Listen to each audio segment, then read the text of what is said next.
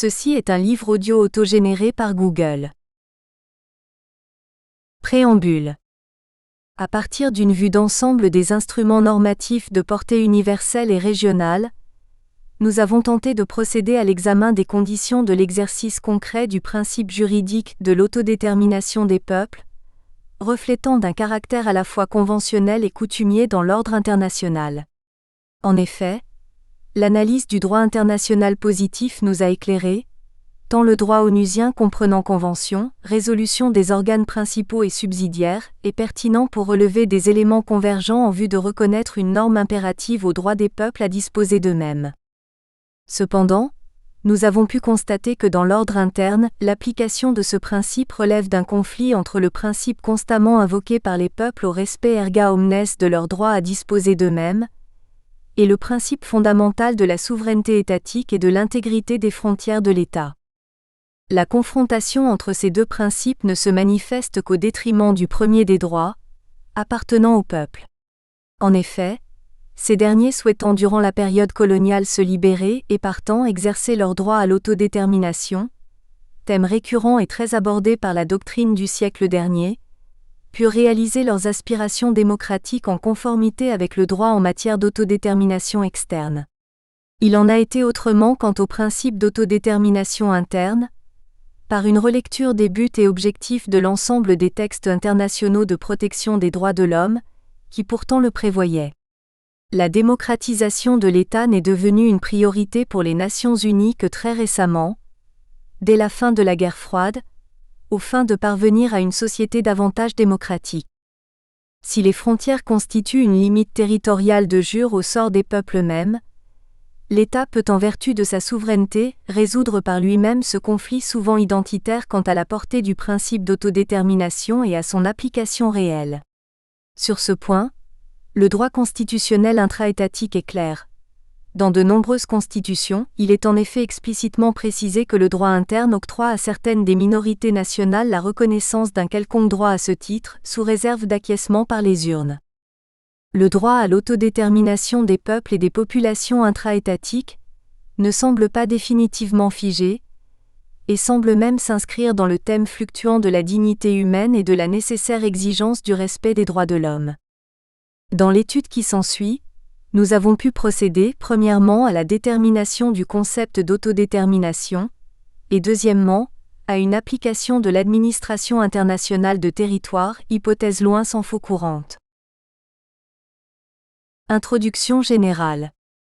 Autrefois désigné sous l'appellation de principe des nationalités, le droit de libre disposition des peuples a depuis la fin du XVIIIe siècle eu un contenu plus vaste, voire multiple, en faveur des droits des peuples. Le concept de peuple, et de surcroît souhaitant exercer son droit à une certaine forme d'autodétermination, fait de nos jours encore débat au sein des instances internationales, car confronté au concept même de l'État, seul et unique sujet de droit international, disposant de la reconnaissance pleine et entière dans la société d'État. Dès lors, la question centrale qui peut être soulevée est bien celle de la définition de la notion de peuple, ainsi que l'effectivité réelle de leurs droits dans l'ordre interétatique déjà établi. Il nous paraît donc opportun de rappeler les origines du droit à l'autodétermination des peuples, sa portée politique et surtout de nature juridique, ainsi que les nombreuses dimensions qu'il contient. La GENESE du droit à l'AUTODETERMINATION des peuples. Les véritables origines du droit à l'autodétermination des peuples remontent à la période révolutionnaire en France et à la proclamation de la Déclaration américaine d'indépendance, s'agissant de la conservation de la liberté politique des citoyens de l'époque. Lors du Congrès de Vienne en 1815, le principe d'autodétermination fut compris comme reflétant l'expression d'un principe des nationalités, appliqué aux nouveaux États et au démembrement d'États préexistants. Ainsi que le souligne la doctrine, tout au long du XIXe siècle, l'on aura assisté à la confrontation entre le principe même en vertu duquel chaque peuple peut choisir son propre gouvernement démocratique alors même que l'idée d'État-nation était encore très présente dans les esprits. Les doctrines socialistes, impérialistes voire même totalitaires diffusées dans le courant du XXe siècle, eurent pour effet de favoriser une certaine forme d'émancipation des nations, au détriment de l'individualisme. Le président américain Wilson dans ses 14 points, en 1918, bien que proclamé dans le contexte de démembrement d'empire austro-hongrois, s'adressait à des minorités au sein même des États. Ce sera l'un des premiers textes fondant leur protection internationale, point qui sera abordé plus avant. 2. La PORTE du principe de libre disposition des peuples. Le droit à l'autodétermination des peuples est généralement considéré comme l'un des principes fondamentaux du droit international, à l'instar de l'interdiction du recours à la force armée dans les relations internationales ou du règlement pacifique des différends internationaux. Pourtant, la valeur du principe de libre disposition a fait débat, et ce, dès le début des travaux préparatoires à San Francisco, où l'on a pu affirmer qu'il s'agissait d'un principe juridique, par le fait qu'il était consacré dans un traité international, mais à cette époque, il n'avait seulement qu'une valeur de programme, parce qu'il n'imposait pas directement et immédiatement d'obligations juridiques aux États membres. 3. Bien que la charte de l'ONU ait transformé le principe du droit des peuples en règle générale du droit. 4. Lui conférant ainsi un certain degré de normativité. 5. Ce principe ne serait devenu un véritable droit qu'à partir des années 1960, avec l'adoption de la Charte de la décolonisation, ou Résolution 1514-15, les Nations Unies étant alors confrontées à un vaste processus de décolonisation. 6. Force est de constater la dimension normative. 7. Du concept de peuple, en relation avec son droit à l'autodétermination consacré par la Charte des Nations Unies, dans les résolutions 1514, 15, 1541, 15 et 2625, 25 de l'Assemblée générale, ainsi que dans de nombreux instruments conventionnels et le droit coutumier.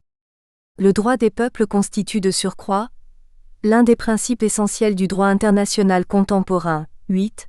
Opposable erga omnes, comme l'a indiqué la Cour internationale de justice, Siège de la Haye en 1995 dans l'affaire du Timor oriental. Ce principe constitue au demeurant une règle de jus cogens, selon la commission d'arbitrage de la Conférence pour la paix en Yougoslavie, commission Badinter, dans ses avis numéro 1, 2 et 9 de 1991 et de 1992, 9. 3. Les dimensions contenues dans le droit à l'AUTODETERMINATION des peuples. Le droit à l'autodétermination des peuples tend à s'inscrire dans le cadre des droits de l'homme, en tant que droit situé 10, bien que non absolu, et revêt plusieurs dimensions. Constituant un principe à contenu variable, le droit des peuples à disposer d'eux-mêmes s'analyse en un droit à l'autodétermination externe et à l'indépendance des populations coloniales, et en un droit à l'autodétermination interne à l'intérieur de l'État, dans une conception moderne en faveur de l'émergence du principe de légitimité démocratique. Si traditionnellement l'on oppose le droit des peuples non constitués en État à ceux déjà constitués en État à disposer d'eux-mêmes, dans quelle mesure tous les peuples pourraient-ils bénéficier de l'application du principe de libre disposition quant à leur statut politique, économique, social et culturel ? La problématique reposant sur l'appréciation et la portée de normes pourtant impératives. 11. Jus cogens, tels que le droit des peuples à s'autodéterminer, et le droit de l'État à sa survie, voire à son autoprotection, en réaction à des tentatives de démembrement de son territoire, restent encore d'actualité de nos jours. En conséquence, une approche pragmatique et objective sera recherchée, celle relevant de l'état du droit positif. L'annonce d'un plan binaire reposera sur cette double appréciation. Tant d'un principe d'autodétermination que l'on qualifiera de lato sensu, englobant les situations de décolonisation entendues dans leur conception élargie, relativement au droit à l'autodétermination dite externe, ainsi considéré par la doctrine et par la jurisprudence internationale, titre I, que d'un principe d'autodétermination dans une acception au bénéfice des peuples, titre 2. Titre 1. Le concept de l'AUTODETERMINATION des peuples en droit international. Le principe de l'autodétermination des peuples est à la fois régi par la Charte des Nations Unies dans une dimension externe, chapitre 1, conduisant à l'indépendance des peuples, et dans une dimension interne en faveur d'une certaine forme de démocratie, entendue comme reflétant la volonté des peuples, chapitre 2. Chapitre 1. Le droit à la UTODETERMINATION lato sensu regi par le droit des Nations Unies. Par droit des Nations Unies, l'on entend les dispositions conventionnelles de la Charte stricto sensu, les conventions adoptées au sein de l'ONU, ainsi que les résolutions, déclarations de ces organes et institutions spécialisées. L'on procédera également à l'analyse des systèmes régionaux, déterminantes dans ce domaine, tout en abordant la pratique subséquente des États, reflétant l'expression du droit coutumier en matière d'autodétermination. 12. Les questions posées par l'interprétation de dispositions conventionnelles relatives au droit à l'autodétermination des peuples, ainsi que des résolutions d'organes universels ou régionaux, peuvent être résolues en recourant soit à une interprétation littérale suivant leur sens ordinaire, soit à la lumière de leur objet et de leur but. Ce sera donc à la lumière de textes conventionnels ou de règles coutumières en voie de formation, ou déjà existantes, que l'on procédera à l'analyse de ce principe juridique.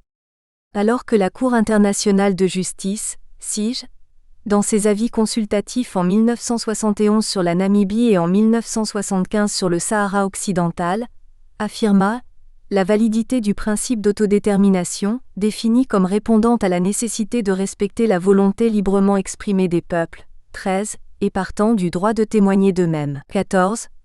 Ce sont notamment les résolutions 1514, 1541 de 1960 et 2625 de 1970 qui sont la base du processus de décolonisation. 15. Des peuples non constitués en État, section I. Ce principe est pourtant confronté au concept de l'intégrité territoriale de l'État souverain, ou de peuples déjà établis en État, section 2, lequel ne saurait être démembré du fait d'actions sécessionnistes, section 3. Section I. Fondement du principe d'autodétermination des peuples non constitués en État. La recherche d'une définition générale, voire universelle, donnée au concept de peuple, doit être effectuée par une clarification des notions voisines de minorité, dans une acception strictement entendue. La détermination des titulaires, 1, et le contenu du principe d'autodétermination des peuples demeurent toutefois incertains, 2. Paragraphe 1. La détermination des titulaires du droit à l'autodétermination. D'une manière liminaire, rappelons les éléments constitutifs de l'État tels que réaffirmés par la Commission Badinter. En ces termes, l'État est communément défini comme une collectivité qui se compose d'un territoire et d'une population soumis à un pouvoir politique organisé, et se caractérise par la souveraineté. 16. La population est entendue comme la masse des individus rattachés de manière stable à l'État par le lien de nationalité. 17. Les nationaux étant en général assimilés aux ressortissants. 18. Le droit international n'interdit pas qu'un État puisse englober plusieurs nations, à condition que tous les membres aient la même nationalité, comme en témoignent les exemples d'États multinationaux. L'on distingue traditionnellement les notions de peuple et de nation par deux critères de définition de la nation. D'une part, la conception subjective de la nation requiert la volonté de vivre ensemble, des individus la composant, alors que la conception objective repose sur des facteurs concrets tels que comprenant notamment une communauté historique, l'homogénéité raciale, linguistique, culturelle. 19. La conception italienne de Mancini de la nation était d'admettre l'existence de deux éléments, l'un subjectif et l'autre objectif. Il définissait une nation de la manière suivante: une société naturelle d'hommes amenés par l'unité du territoire, d'origine, de coutumes et de langue à une communauté de vie et de conscience sociale. 20. Dans quelle mesure le principe d'autodétermination s'applique-t-il au bénéfice de la population, c'est-à-dire de la nation ou du peuple? S'il est reconnu au peuple colonisé un droit à la sécession et à l'indépendance, pendant longtemps, les peuples non colonisés n'eurent pas le droit à la revendication de leur autodétermination, en dehors des situations de décolonisation. 21. La pratique des Nations Unies a donc tenté d'élargir le concept de peuple à certaines entités à l'intérieur d'un État, par la reconnaissance du droit à l'autodétermination des minorités nationales, y compris des populations ou peuples autochtones. Mais si l'on considère que tous les peuples, au sens de l'article 1 des pactes onusiens de 1966, peuvent bénéficier de l'application concrète du droit à disposer d'eux-mêmes, une fois l'État créé, les droits formellement reconnus au peuple sont confisqués par l'État lui-même, car a fortiori en contradiction avec les principes de droit international de la souveraineté, intégrité territoriale et unité de l'État. Le débat sur la définition de la notion de peuple a longtemps préoccupé la doctrine, la distinguant des notions voisines de population, de nation ou de minorité. Mais comme le remarquait Jean Charpentier, il est indispensable d'éviter l'amalgame entre les différentes versions du droit des peuples, de prouver pour chacune d'elles sa positivité sans l'étendre automatiquement aux autres. 22. Une conception restrictive de la notion de peuple sera donc retenue, ne permettant la libre expression que de la volonté de ces peuples colonisés souhaitant se libérer et partant accéder à l'indépendance uniquement dans le contexte colonial. Faute d'une définition générale du concept de peuple, 23, par les textes internationaux, la portée du droit à l'autodétermination des peuples coloniaux ou sous domination étrangère doit surtout se comprendre dans le contexte de la décolonisation de territoires en vue de leur accession à l'indépendance. Le principe d'autodétermination ne sera donc compris pendant longtemps que comme le droit à l'indépendance des territoires et peuples non constitués en État, sous domination étrangère ou sous le joug colonial. En ce sens, la Charte des Nations Unies ne reconnaît que deux types de peuples ou territoires considérés comme coloniaux: les territoires non autonomes, au sens de l'article 73, et les territoires sous tutelle, entendus au sens de l'article 77, autrefois soumis au régime des mandats de la Société des Nations, SDN. Or, faut-il rappeler que les Nations Unies se sont montrées anticolonialistes durant les vagues de décolonisation successives des années 1960-24 ? Tant le contenu et la mise en œuvre effective de ce principe d'autodétermination des peuples dans le contexte de la décolonisation doivent être évoqués ci-après. Paragraphe 2. Le contenu et la mise en œuvre du principe de l'autodétermination. Depuis sa reconnaissance explicite dans les articles 1, 2 et 55 de la Charte de San Francisco en 1945, qui mentionne le principe de l'égalité de droit des peuples et de leur droit à disposer d'eux-mêmes, le droit à l'autodétermination fut lié au processus de décolonisation, effaçant par là même ses aspects internes. Lors des travaux préparatoires de ces articles, le droit à l'autodétermination des peuples a été conçu comme un principe à caractère programmatoire, partant du concept de l'égalité des peuples et ne créant pas d'obligation précise à la charge des États membres. 25, ce qui se comprenait dans le contexte politique de l'époque.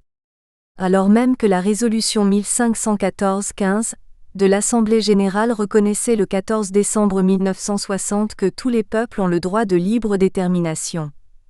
En vertu de ce droit, ils déterminent librement leur statut politique et poursuivent librement leur développement économique, social et culturel. 26.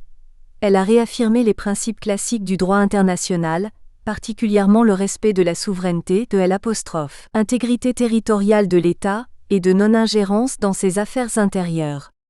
La résolution 1541-15 de l'Assemblée générale du 15 décembre 1960 a complété certains aspects de la résolution 1514-15 en se référant aux méthodes et principes en vertu desquels un territoire non autonome, TNA, peut atteindre la pleine autonomie.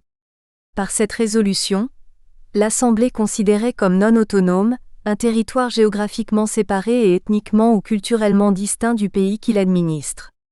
Elle se réservait de prendre en compte d'autres éléments de nature administrative, politique, juridique, économique ou historique, plaçant le territoire dans une position ou un état de subordination.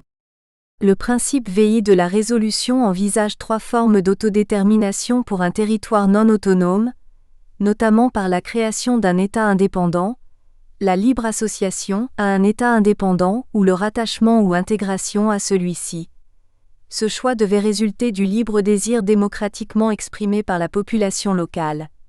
Le territoire intégré devra avoir atteint un stade avancé d'autonomie, avec des institutions politiques libres, de telle sorte que ces populations aient atteint la capacité de choisir en pleine connaissance de cause, selon des méthodes démocratiques et largement diffusées. L'intégration doit résulter du désir librement exprimé des populations du territoire, pleinement conscientes du changement de leur statut, la consultation se faisant selon des méthodes démocratiques et largement diffusées, impartialement appliquées et fondées sur le suffrage universel des adultes. L'Organisation des Nations Unies pourra, quand elle le jugera nécessaire, contrôler l'application de ces méthodes. Cette résolution doit être lue comme révélant les aspects externes du droit à l'autodétermination des peuples coloniaux. Mais en l'absence de définition des territoires non autonomes par les rédacteurs de la Charte, l'accent est donc mis par l'article 73 sur le développement et la libre administration. Le but visé étant une décentralisation au sein de l'État. La Charte n'accorde certes qu'une place dérisoire à ces territoires. Seules 2 dispositions, les articles 73 et 74 sur 111, les envisagent. Ainsi, selon l'ancien président de la Cour de La Haye, M. Bedjaoui, le titre du chapitre 11 qui les regroupe relativise d'ailleurs leur portée pratique puisqu'il s'agit d'une déclaration, d'une adhésion volontaire à des principes dépourvus d'effets juridiques et de réels engagements 27. Seul l'article 73 de la Charte des Nations Unies évoque les territoires, dont les populations ne s'administrent pas encore complètement elles-mêmes, et il incombe aux dites populations de choisir leur statut politique dans le cadre de l'autodétermination, libre choix qui ne saurait leur être imposé en dehors d'un référendum. Tout en consacrant la primauté des intérêts des habitants de ces territoires, les puissances administrantes sont investies d'une obligation, considérée comme une mission sacrée, de favoriser dans toute la mesure du possible leur prospérité dans le cadre du système de paix et de sécurité internationale. Dans ce dessein, elles acceptent également des obligations ci-après mentionnées, d'assurer en respectant la culture des populations en question, leur progrès politique, économique et social, ainsi que le développement de leur instruction, de les traiter avec équité et de les protéger contre les abus, de développer leur capacité de administrer elles-mêmes, de tenir compte des aspirations politiques des populations et de les aider dans le développement progressif de leurs libres institutions politiques, dans la mesure appropriée aux conditions particulières de chaque territoire et de ses populations et à leur degré variable de développement, d'affermir la paix et la sécurité internationale, de favoriser des mesures constructives de développement, d'encourager des travaux de recherche, de coopérer entre eux et quand les circonstances y prêteront, avec les organismes internationaux spécialisés, en vue d'atteindre effectivement les buts sociaux, économiques et scientifiques énoncés au présent article, de communiquer régulièrement au secrétaire général, à titre d'information, sous réserve des exigences de la sécurité et de considérations d'ordre constitutionnel, des renseignements statistiques et autres de nature technique relatifs aux conditions économiques, sociales et de instruction dans les territoires dont ils sont respectivement responsables, autres que ceux auxquels s'appliquent les chapitres 12 et 13. Il paraît donc évident que la Charte n'est pas consacré le droit des peuples des territoires non autonomes à l'autodétermination ni à l'indépendance. Au contraire, elle organise juridiquement le colonialisme dans les chapitres 11 et 12. Elle ne prévoit aucunement l'indépendance des territoires non autonomes, et n'envisage celle des territoires sous tutelle que comme une possibilité 28. Tout en énonçant le principe de l'égalité de droit des peuples et de leur droit à disposer d'eux-mêmes, la résolution 2625-25 portant déclaration relative aux principes du droit international touchant les relations amicales et la coopération entre États conformément à la Charte des Nations Unies, 29, adoptée par Assemblée générale en 1970, dispose que tous les peuples ont le droit de déterminer leur statut politique, en toute liberté et sans ingérence extérieure. L'article 1 commun aux 2 pactes internationaux relatifs aux droits civils et politiques, économiques et sociaux, en date du 16 décembre 1966, entré en vigueur en 1976, prévoit, certes, un droit des peuples de choisir leur statut politique, mais entendu dans le cadre de la décolonisation et donc de l'autodétermination externe. Aux fins de cette disposition, tous les peuples ont le droit de disposer d'eux-mêmes. En vertu de ce droit, ils déterminent librement leur statut politique et assurent librement leur développement économique, social et culturel. Lors des travaux préparatoires de l'article 1, ce dernier fut reconnu par les États socialistes et les États du tiers-monde, comme renforçant la valeur juridique du droit des peuples à disposer d'eux-mêmes, tel qu'entendu dans la résolution 1514-15 de l'Assemblée générale, 30. Alors que la nature juridique et les bénéficiaires du droit à l'autodétermination ont fait l'objet de controverses lors de l'élaboration de ces pactes onusiens, ainsi que lors de leur application garantie par la Commission et le Conseil des droits de l'homme, La portée tant conventionnelle que coutumière du principe d'autodétermination est consacrée comme un véritable droit collectif, 31, et bénéficiant d'un caractère continu. À ce principe juridique est associé de véritables obligations erga omnes, consacrées de manière plus ou moins explicite par la Cour de la Haye. Si pour la commission Badinter, il s'agit de l'expression de normes impératives, la règle de même nature de jus cogens relative à la prohibition générale de la menace d'emploi ou l'usage avéré de la force armée à l'encontre d'un État semble s'y confronter. La Cour n'aura pas manqué d'affirmer dans plusieurs de ses décisions l'autorité normative de ces deux principes, pourtant contradictoires, 32. Partant, les modalités d'exercice du droit à l'autodétermination ont été dégagées par la pratique des Nations Unies et précisées par la jurisprudence. Le processus d'autodétermination doit résulter du choix libre et volontaire du peuple concerné, et reconnu comme tel par une autorité politique ou judiciaire, ou par l'ensemble de la communauté internationale, 33, quant au choix de son régime politique. La consultation populaire doit s'effectuer dans le cadre des frontières coloniales, conformément au principe de l'uti possidetis, ce principe n'ayant d'ailleurs pas toujours été respecté. Il était acquis que les peuples ne pouvaient exercer qu'une seule fois leur droit à l'autodétermination, afin de se constituer en État. Une fois réalisé, aucune obligation internationale contraignante n'exigeait des États de recueillir la volonté de leurs citoyens pour décider de leur modèle constitutionnel. Or, le droit à l'autodétermination ne conduit pas non plus toujours à l'indépendance du peuple soumis à une domination étrangère. L'ONU a parfois présupposé et même imposé cette volonté d'indépendance. Certaines populations colonisées ont préféré rester sous l'administration de la puissance administrante. La portée du principe de libre disposition a eu comme principales incidences la création de nouveaux sujets du droit international, les peuples déjà constitués en État, ainsi que la restructuration des relations économiques internationales sur des bases plus justes et équitables, par la consécration d'un nouvel ordre économique. Section 2. Le droit à l'autodétermination des peuples déjà constitués en État. Non défini par les textes, l'autonomie constitutionnelle de l'État, en relation avec les droits inhérents à la pleine souveraineté, 34, a longtemps conduit à l'indifférence du droit international à l'égard des formes politiques internes au cours de la guerre froide. Dans sa dimension externe, le principe de la libre disposition signifie le droit des États à exister, ou plus exactement des peuples déjà constitués en État, à décider librement du choix de son système politique, économique, culturel ou social. 1. Or, le principe d'autodétermination se confronte au principe de l'intégrité territoriale des États égaux et souverains. 2. Paragraphe 1. Le principe de la liberté du choix du système politique de l'État.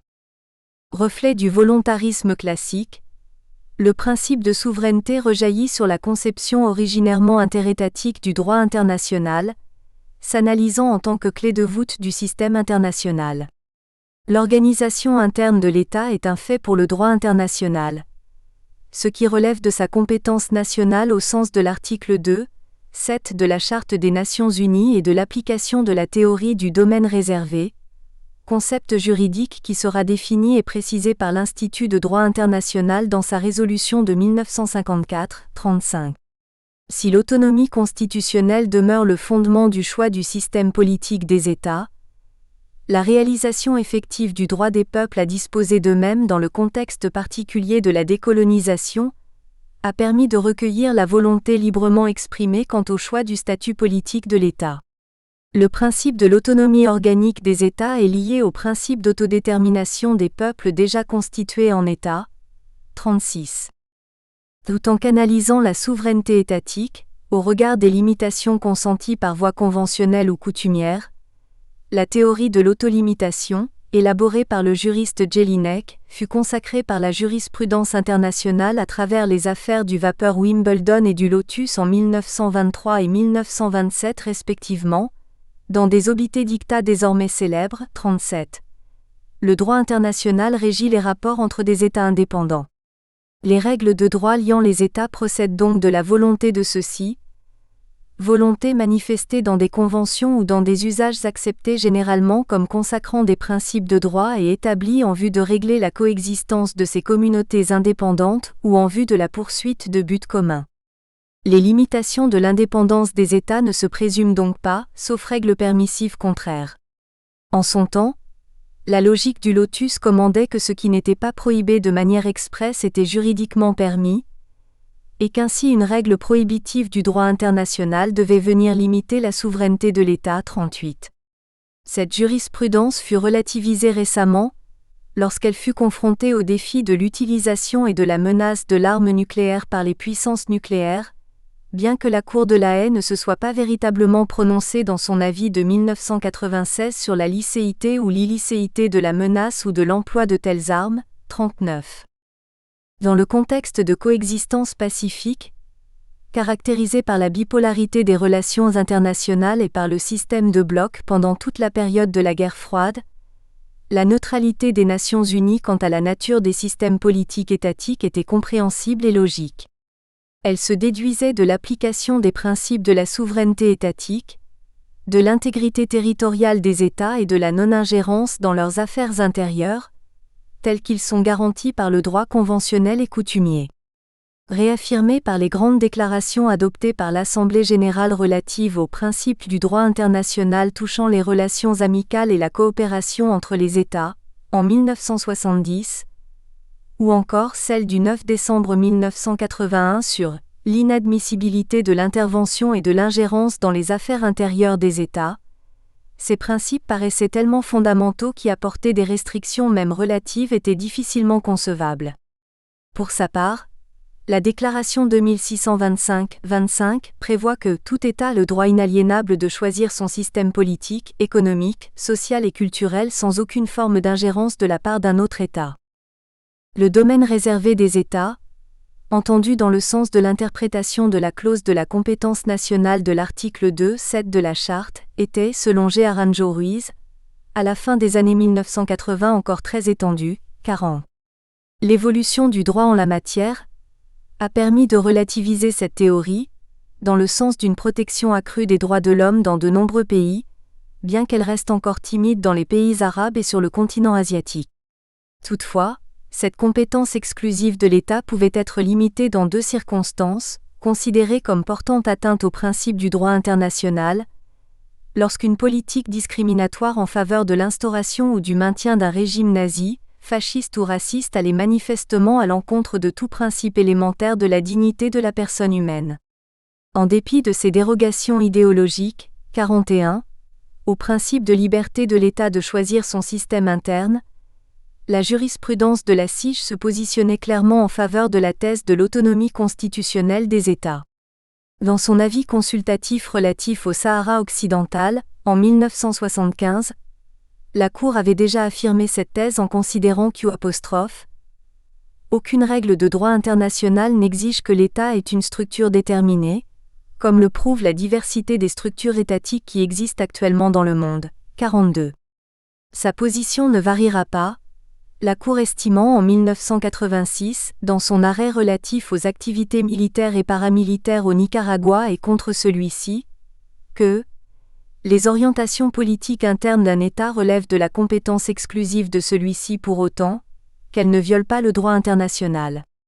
Chaque État possède le droit fondamental de choisir et de mettre en œuvre comme il l'entend son système politique, économique et social. 43. Et la Cour d'ajouter: l'adhésion d'un État à une doctrine particulière ne constitue pas une violation du droit international coutumier. Conclure autrement reviendrait à priver de son sens le principe fondamental de la souveraineté des États sur lequel repose tout le droit international, et la liberté qu'un État a de choisir son système politique, social, économique et culturel. 44. Mais il faut tout de même souligner que, sans aller jusqu'à préconiser une intervention militaire imposant la démocratie dans un État, ce qui serait d'ailleurs antidémocratique, aucune indication n'allait en faveur de la démocratisation dans la société internationale de l'époque. Fort de ce constat, le principe de la liberté du choix du système politique était envisagé comme un droit souverain et exclusif de l'État, toute référence même implicite au droit des peuples de choisir leur propre régime constitutionnel fut écartée. L'exercice du droit de libre disposition peut pourtant conduire à l'intégration au sein d'États déjà constitués, et contribuer à cette fin à leur renforcement et à l'amélioration des relations diplomatiques dans la région. Mais ceci aboutit inexorablement à confronter le principe de souveraineté étatique à celui de l'autodétermination des peuples. 45. Paragraphe 2. La contradiction entre le principe de souveraineté et le droit de libre disposition des peuples dans une perspective de personnification étatique. Tant le préambule que les articles 1 et 55 de la Charte des Nations Unies abordent le principe de l'égalité des droits des nations ou des peuples. La Charte de San Francisco, dans la première phrase du préambule, ainsi formulée, « Nous, peuple des Nations Unies », s'efforce de garantir une paix et un développement durable pour tous, États comme les peuples, quand bien même ces derniers ne sont pas considérés comme des sujets du droit international. L'organisation fait de l'égalité souveraine le premier principe devant permettre la réalisation des buts des Nations Unies. Ainsi, les nations se doivent de développer des relations amicales fondées sur le respect du principe de l'égalité de droits des peuples et de leur droit à disposer d'eux-mêmes. Cette référence explicite au droit des peuples à disposer d'eux-mêmes nous conduit à penser qu'il semble plutôt s'agir de l'expression d'un droit de l'État à sa conservation, afin d'empêcher toute ingérence dans ses affaires intérieures, au sens de l'article 2, 7 précité. Ceci signifie que chacun des États pacifiques, membres admis ou futurs membres des Nations Unies, c'est-à-dire quasiment la totalité de la société internationale, doit respecter les obligations internationales fondées sur le droit de la Charte, et tout particulièrement le maintien de la paix et de la sécurité internationale, articles 39 à 51, la coopération en tout domaine, article 55, et en filigrane, le respect des droits de l'homme. À partir de l'ensemble des travaux des Nations Unies, et tout particulièrement tant dans l'énoncé de l'article 1 des pactes internationaux des droits de l'homme qui concernent les peuples et les États, que dans la résolution 1514-15, consacrée à l'octroi de l'indépendance aux peuples coloniaux, l'on peut déduire que l'ensemble de la formule détermine librement leur statut politique et assure librement leur développement économique, social et culturel, s'applique donc aux peuples, comme aux États. 46, ce qui tendrait selon nous. Nous espérons que vous avez apprécié cet aperçu. Pour continuer à écouter ce livre audio sur Google Play Livres, utilisez le lien dans la description de la vidéo.